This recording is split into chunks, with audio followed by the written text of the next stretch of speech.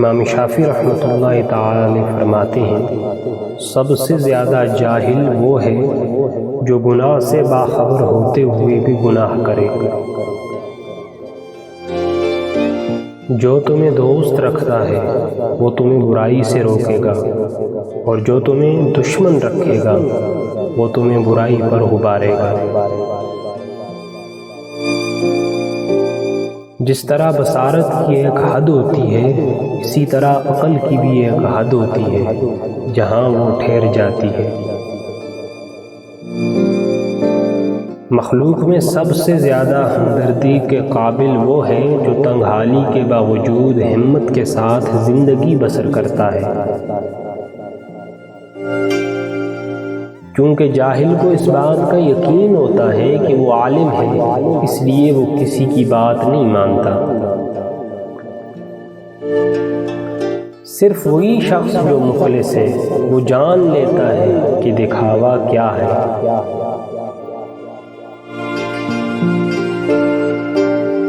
دل زبان کی کھیتی ہے، اس میں اچھی تخم ریزی کرو، اگر سارے دانے نہ اگ سکیں گے تو پک کر ضرور اگ جائیں گے۔ سخاوت دنیا اور آخرت کے عیبوں کو ڈھانپ دیتی ہے۔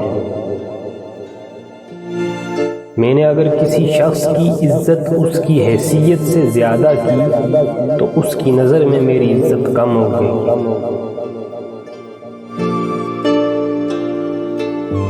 تین چیزوں کی زیادہ عزت افزائی ذلیل کر دیتی ہے: عورت، خادم اور گھوڑا۔ جب لوگ تمہیں تکلیف میں اکیلا چھوڑ دیں، جان لو کہ اللہ تمہارے کام کا ذمہ خود لینا چاہتا ہے۔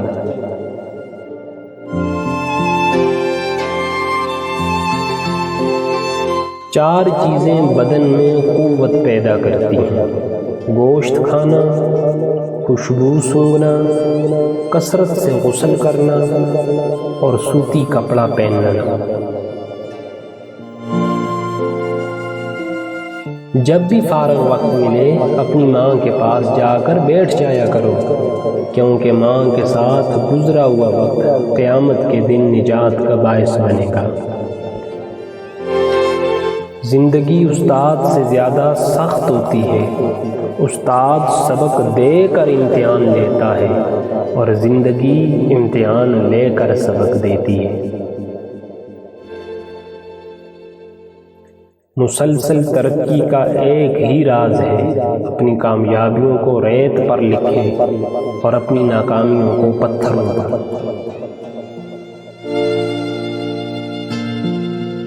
والدین کی خدمت جنت کا دروازہ ہے۔ خوش نصیب لوگ اس دروازے کو زندگی میں اور بد نصیب ان کی موت کے بعد ڈھونڈنے کی کوشش کرتے ہیں۔ جو تمہارے اوصاف بیان کرے جو تم میں نہ ہوں، وہ تمہارے ایسے عیب بھی بیان کرے گا جو تم میں نہیں۔ اپنے کانوں کو فحش کلمات سننے سے بچاؤ، جیسے اپنی زبان کو فحش سے بچاتے ہو، اس لیے یہ سننے والا بھی کہنے والے کا شریک جرم ہوتا ہے۔ لوگوں کی باتیں پتھروں کی طرح ہیں، ان کو پیٹھ پر لادو گے تو پیٹھ ٹوٹ جائے گی، ان کو اپنے قدموں تلے ایک برج بنا لو تو ان پر چڑھ کر بلند ہوتے جاؤ گے۔